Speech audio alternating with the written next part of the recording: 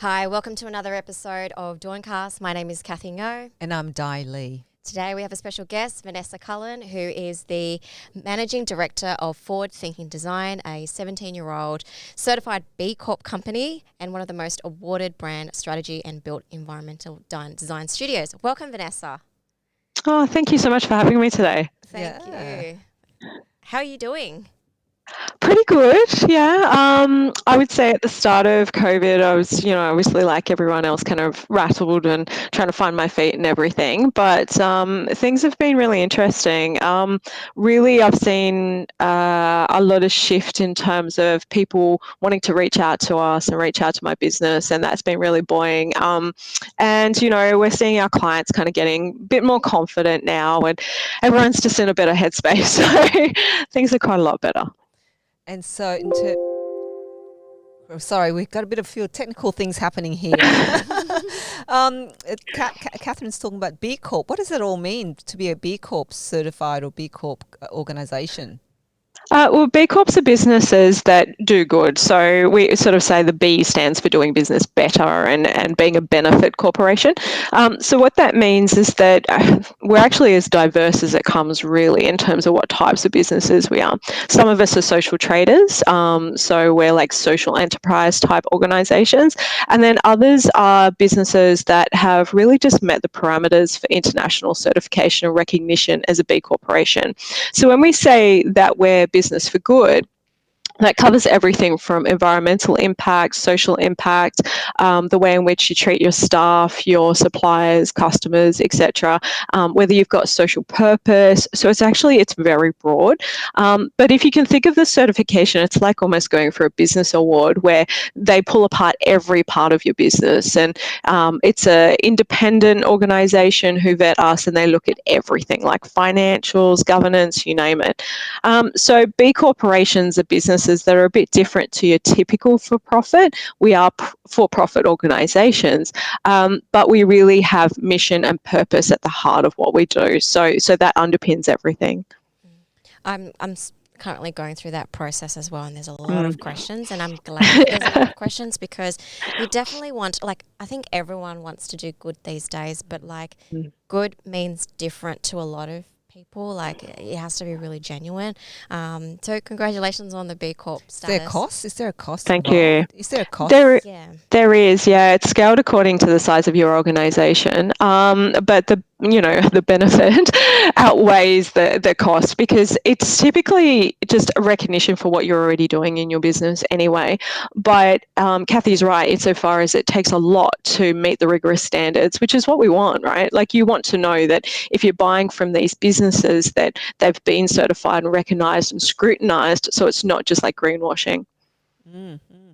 And so tell us a bit about your business. What industries do you service? So we service hospitality, retail, service-based businesses, government, and our social work is with charities and not-for-profits and other social enterprises as well. So the work that we do is in business strategy, and it's applied to built environment. So we began as an interior architecture and interior fit-out design firm, but as we've evolved, people have recognised that not only are we great for design, we're also really good at business, and we understand how design thinking can be applied to business problems. And so what that's meant is that we've become kind of known as the company that you get on board if you're a startup or if you're looking to pivot in the market, and we help you to think through all the problems in business and all the opportunities and to co-design with your staff and your customers and everything about how you're going to get a better return on investment on your space. So any type of space, any type of built environment that you occupy. You talk about design thinking, and I hear a lot about that around. Yeah. What does it mean for people who think it's a sexy term but doesn't know what it means? Yeah. It is bandied around a lot, and for a lot of people, it's really a process of problem solving. But I guess in the way that we apply it, the way that we kind of define it, is that it's really about engaging with the users and the consumers and the market. So it's like a sort of a deep market research that actually empowers people, gets people involved in the creation. So first of all, you look at like context, the environment which you operate. You really dive deep into the identity of you and your business and your market, and then you engage all the people together to then come up with like, what is our point of view? What is our strategy? What is our intent? So once you've got all that mission stuff done, that leads on to like putting the strategy in writing. And then from there, you create ideas. So that's like the mind mapping and creation. We guide our clients through that. And then from there, you prototype. So even in the terms of like space, prototyping can actually just be working things out as drawings and that sort of thing. And then you go through execution. And so that would be, in our case, like doing detailed drawings for development applications, CDCs, that sort of thing. And then obviously you execute your project. And the important thing at the end of that is that you go back and evaluate, like, did we meet the original aims of our research and what our users hoped? And did we achieve social impact and those sorts of things? So that's a long-winded explanation of design thinking, but I think it is best to define it according to how you're using it. For us, it's about using a process. So that's what we see as design thinking. Could you provide an example where you of a business or a charity that you work with and provide your service, like just a little bit? Yeah, Yeah.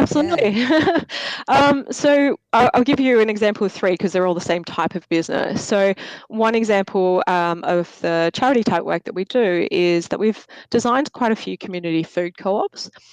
So there's Alfalfa House, which is in Sydney, Flame Tree, which is down in Thurl, and Manly Co-op. We did some consultation for them as well. So these are organisations that are places you can come to buy local organic food, but they're run largely by volunteers under a co-op structure. So the reason each of these has come to us is because they say, well, we've got X amount of dollars that's been donated or that we've raised from our business, and we want to renovate and redesign our store.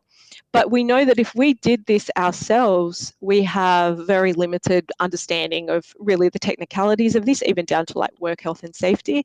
We don't understand how to position products to boost sales in an ethical way. So they don't really understand those things. So we've worked with each of them to get all their volunteers and get the community involved in coming up with the ideas and structuring it, meeting their needs and meeting ergonomic requirements, like to create universal design, for example, and then getting everyone involved in actually building the fit out. So even getting like artists involved to do murals and things like that. And the benefit of having us involved is that we take that, say, $50,000 for the renovation, and we amplify the impact compared to if they'd just done it in-house themselves. Right. How did you get to do what you're doing now? What took you there? What road did you take to get there? Well, I studied design at university, and during that time, I just picked up some freelance jobs on the side, like as you do, you want to get some experience. And I started out more in graphic design, but then I just kept getting more and more paid work, and I went out from university and worked for a few design firms, but I was actually really unhappy with the ethics in the industry. So as I built up more and more work myself, I got to a point where I said, look, I can't sleep at night with the ethics that I'm experiencing in the industry. I've got enough work to be able to do this full time myself. And so from there, I started to hire people and build the company. So it was really an ethical decision. So it's funny when you talk about us as a B corporation or a social traders enterprise. We've been that since before those things even existed. So it feels like the world has actually caught up with us now rather than that we were created in this way. Like it was always my vision from the beginning to be about purpose and to work in a better way or a different way.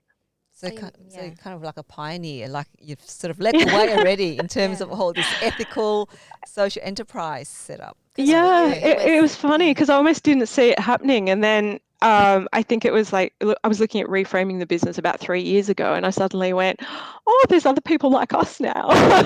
We could be part of a community. Yeah. So you mentioned about ethics, and for those who are Mm. not in the industry, like the creative industry, what are some of Yeah. the things or ethical dilemmas that you see that we may not necessarily come across? That's a great question. There's a lot. So it can be things like just respecting the intellectual property of other creatives. So that was one thing that I really sort of found in the industry wasn't really being respected enough.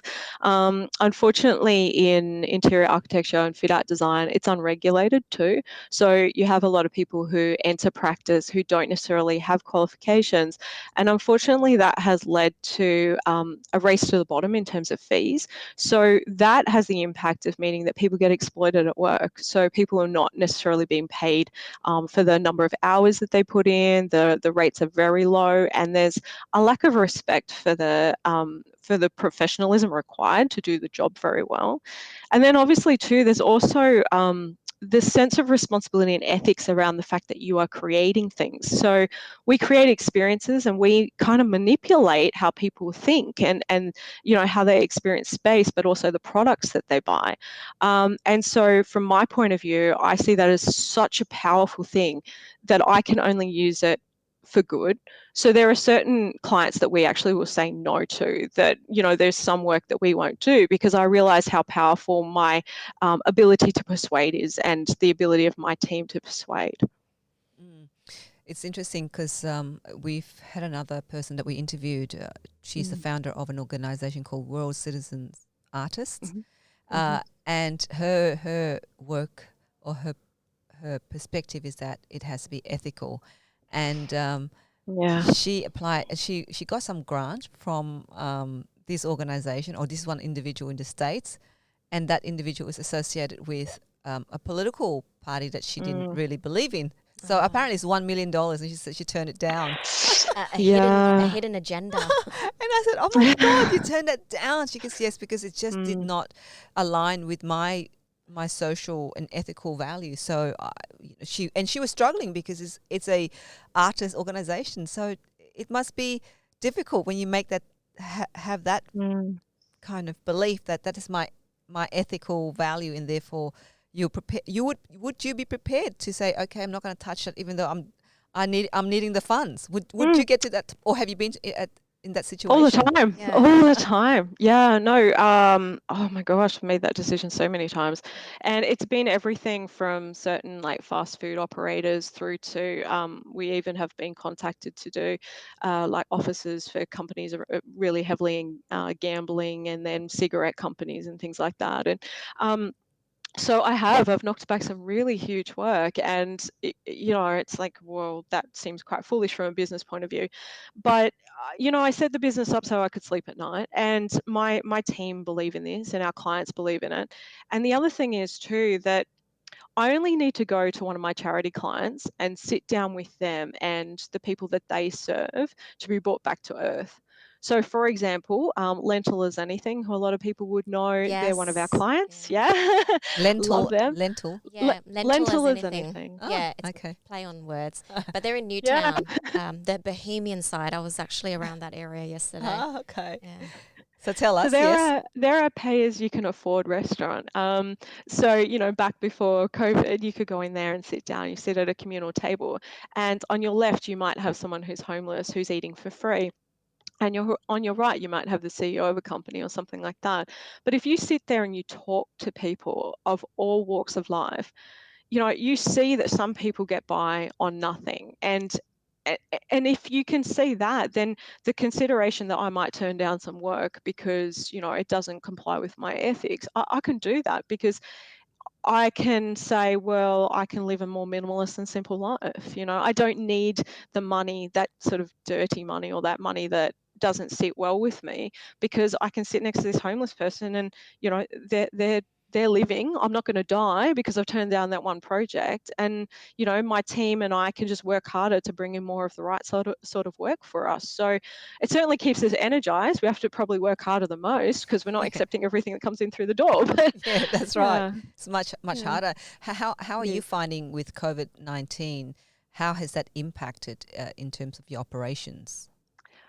Initially, it was massive. So we lost everything. in our pipeline, everything, because we had a project that we were doing, which was a building master plan for a golf course that was looking to pivot and reconnect with their community and offer like more hospitality and get away from the emphasis on like drinking and gambling and those sorts of things. And so obviously they had to close down.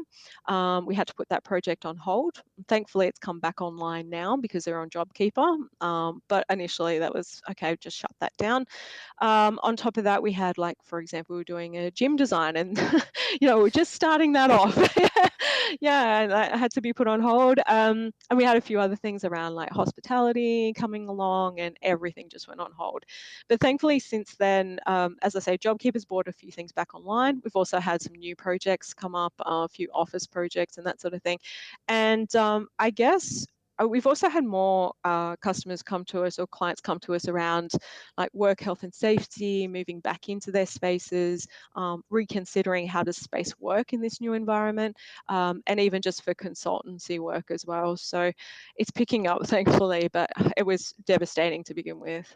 I remember your email that came out when COVID happened, and it was just so raw, and there was almost beauty in that. Oh, thank you. Yeah, like what was in the email? Share, please share.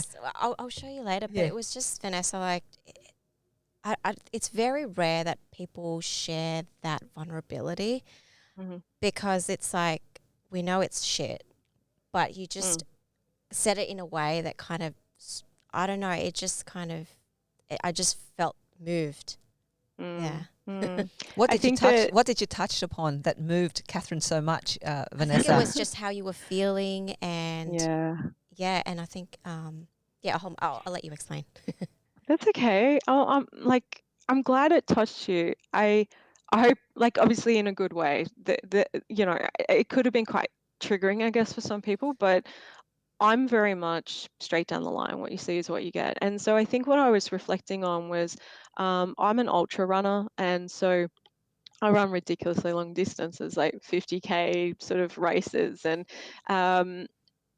one of the things about that, and also my background as a person who's been through a lot of trauma, is that you kind of feel like with coronavirus now, a lot of people are seeing the world in a way in which you've experienced it probably too often in your life already. So you can bring certain insights to the conversation. It's like, this is kind of something that I've dealt with before, like not this exact circumstance, but the idea of something of being a long struggle where you just need to focus on your survival. So even things like, have I had enough to eat? Have I had enough sleep? Am I taking care of myself?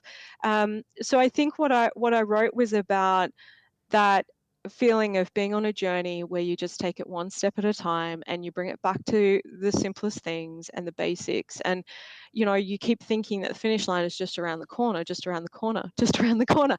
And it just keeps going on and on and on. And how can you just push on through that? And how can you find the resilience and the strength in yourself that you didn't even know you had? So I think that's what I was putting out there. And I know I was quite triggered at the time by a lot of very panicked and divisive stuff that was on social media. And that prompted me to write, because I believe in speaking out. I don't believe in letting that stuff just go through. And I was really afraid that if people clung on to that division and fear, and that it would become a self-fulfilling prophecy. Oh, so like, God, you took the words out of my mouth, Vanessa. It's exactly. I think that's the reason. That's what we're doing, right? Yeah, that's the reason why I thought, look, we have to create a media platform or a channel that we can have insights, stories like this to share, that we have been through a lot more. And as the human race, we have evolved so much. We had one podcast with with Cecilia, who has been through, in terms of in Korea, the struggle of living without food and coming here and having to learn the English language in order to rebuild her life. So, and for myself, being a refugee, the same thing. So during this COVID time, just like what you've just explained, you think, okay, I have been through a lot. I have survived days, almost suffering from malnutrition on a Yeah. boat that we had no food, or we had food, but limited food, but you didn't want to eat it because you couldn't eat. And you'd think you'd die because you encountered huge storms and all that. And so I think when you look at COVID-19 and people panic, people go into this kind of really selfish behavior of stocking up and going and getting rolls and rolls of toilets and buying all this food. You think, really? I mean, there are times when after the war in Vietnam, there was no food and we were able to survive. Yeah, it certainly puts you into that perspective that in our life's journey, COVID is just a small smidget of it. Very impactful smidget. But yeah, and I think that's what, like, why we started Dawn, right? Yeah. Because we want to talk with people. We want to share stories of people who've got that lived experience. It's that whole lived Absolutely. experience, because I think as a society we're just so, we like to see the shiny lights of social media and we also perpetuate, we contribute, like as you said, Vanessa, the negativity, the feeding of the fear. And what we want to do is not feed into the fear, but we want to feed into the resilience and the hope that you can come out of this and that you can, But I suppose you run that long, is it a marathon? oh my God, I'm just thinking about my knees at the moment. You think, am I going to get to that finish line? Am I going to get to the finish line? And you have to continually build your resilience, don't you, in order to push you to the finish line. Yeah, I think I'm able to run the distances that I have been able to run because life has in many ways felt like an ultra marathon. Like I've been through a lot of difficult things and fought through a lot of barriers, and I take that with me because running almost becomes simpler than life because it really is about one foot in front of the other, and eating and drinking and that, and not getting lost and things like that. So it's a good analogy for life. But yeah, I think can you share, give us a little glimpse of something that that you were in the fires, like how you rose from that fire. Is there a particular fire that you can share with us? Like a tipping point or something. Oh gosh. Yeah. Is there, when you talk about hunger, like Yeah. when was that moment when you felt that, there was no food and you survived that? Yeah, there's a lot of them in my life, but okay, probably the most, well, it's not the most recent example, but certainly, actually, I'll just give you a bit of background because it's probably the easy way to do it. But when I was little, like 2 years old, I was diagnosed with a kidney disease, nephrotic syndrome, and that really plagued me for like the first 10 years of my life, where I was in and out of hospital all the time, very chronically ill. And you think as a child, like that's very traumatic and difficult, but you think, okay, that's behind me. I've packed that away, and I've changed my life, and I'm in control of my body now. So then in my early 30s, I, out of nowhere, was diagnosed with a different chronic kidney disease that actually it doesn't have a cure. So it's a degenerative condition.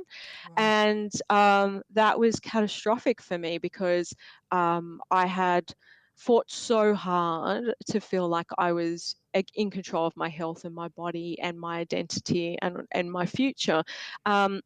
And having come out of that, grown up as an adult, I'm no longer a child, and I can sort of give that child a hug and put it aside. But then to be hit by that again as an adult and have that huge disruption when you're trying to run a business and start you've got a career and everything like that.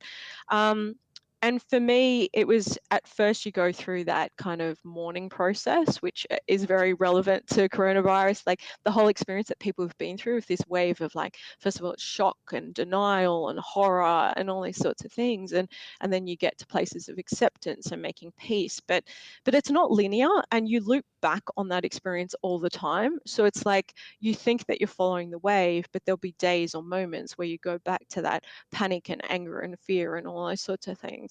So having been through a second diagnosis where they said to me, look, you're probably the only person in the world to have been so unlucky as to have both, I think that just going through that whole process of dealing with that really, again, set me up for this current experience that I'm like, oh, I've been here before.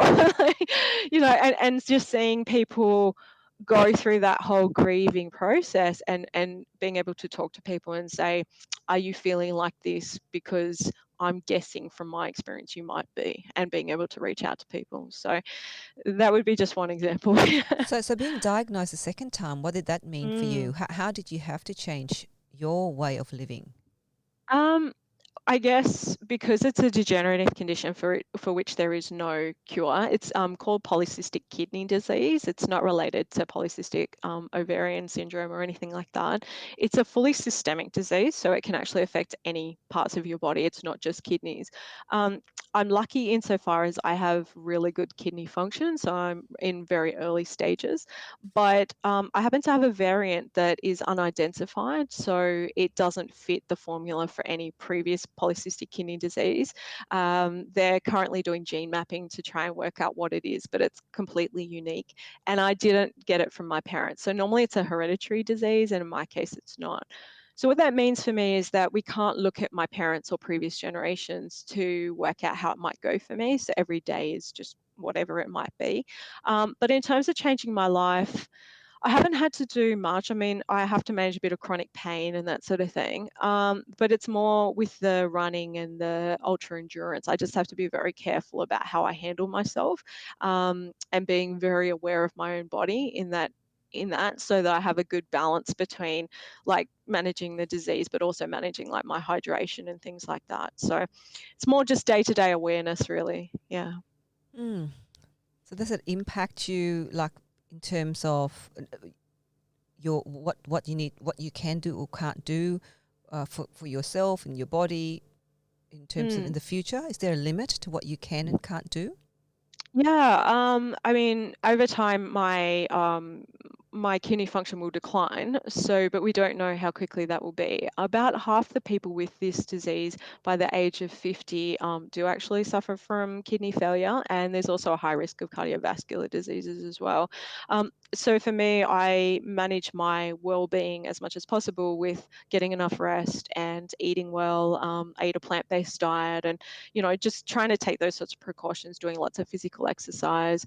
Um, I can't control the disease, but what I can do is position myself in the best possible condition for a transplant should I ever need one down the line, and obviously just be as healthy as I possibly can. It affects me a bit in terms of fatigue and obviously the pain, particularly at night. So some days I get like a little more tired than you would like to be if you're running a business. Yeah, I but can but imagine. I know my limitations and I work around that. And people say to me, how can you even talk about fatigue when you're an ultra runner? But Yeah. no, believe me, it's real. So yeah. Well, keep that fitness up. Yeah. So Yeah. yeah, I have no doubt that's probably the reason why you do the ultra running. Well, I love being out in the bush. I love being in nature. And so that's my balance in life. And that's why I do the ultra running, because just the idea of the just being outside, running along a coastline or out in the Blue Mountains or something like that, that's my happy place. So Well, thanks for sharing. I really mm, appreciate that. Yeah. thank you. So, Vanessa, tell us what's next for you, and also how can people reach you as well to learn more about your business and your running as um, well. oh, thank you. Do you want people to run with you? Um, yeah, well, yeah, everyone's very welcome to come run with me I won't be anytime. able to keep up. I'll be No. like, Well, I walk a lot as well, and I really love my walks, and particularly during Corona, because I haven't been traveling far afield to go running. I've been doing a lot of walking, and I take a lot of my clients out for meetings as walks. So rather than getting a coffee, we go for a walk, or if I've got a call to take, I take it for a walk. I would really suggest that to people. It's a really great way to get away from the desk as well. Absolutely. But in terms of what's next for me, so in the business, we're working on a lot of creation of ideas, particularly around like the future of hospitality in particular, because like I mean, you take an industry that is about experience, and it's about sharing, and it's about food and all the cultural links to that, and now you make it very clinical because of all the hygiene requirements, and you make it about takeaway and turning tables over really quickly because you can only seat 10 people. And you just think, well, how does that completely shift that whole dynamic? I mean, what is food and sharing about, and how does that affect hospitality? So we're working on a lot of looking at what the future of that might be and working with our clients on it. We're also working on some ideas around circular economy for fit out. So when you're fitting out a space, or you're defitting, so you're demolishing the interior fit out, well, where does all that waste go?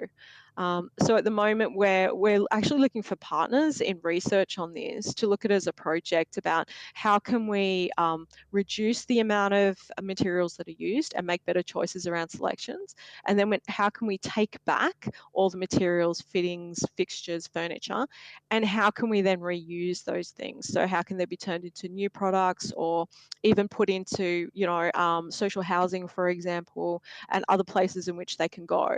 And the biggest hurdle to that at the moment is really the take back and storage. Like, where do you put it before you can put it into a new place? So we're working on all of that at the moment. So I guess, keep in contact with me best through LinkedIn. I'm pretty active on there, and I post a lot of things, a lot of our new ideas. You can check out Forward Thinking Design's website, it's just forwardthinkingdesign.com.au. I'm on social media too, on Instagram under the business, and also under More Than PKD. So that's words more than, and PKD stands for polycystic kidney disease. That's more of a personal thing where I put up photos of running and stuff like that. So there you go. Thank you. I'll certainly be following that, and I'll probably start running Yeah, we'll with try. fried chicken in my hand. You can take snacks, like dates and things like that. Oh, sorry, that might have offended you because you have a plant-based diet. Sorry. That's okay. That's all right. I wasn't plant-based my whole life, so it's okay. Well, thank you for joining us, Vanessa. So everyone, that was Vanessa Cullen. My name is Kathy Ngo. And I'm Dai Lee. And thank you for watching us, watching Dawn podcast. Make sure you click subscribe if you want to see more of this content. Like the video, put a comment. Or the bell. Yep, click on the bell so you can get notified as well for awesome content. So thank you. See you. Thanks. Bye. Bye.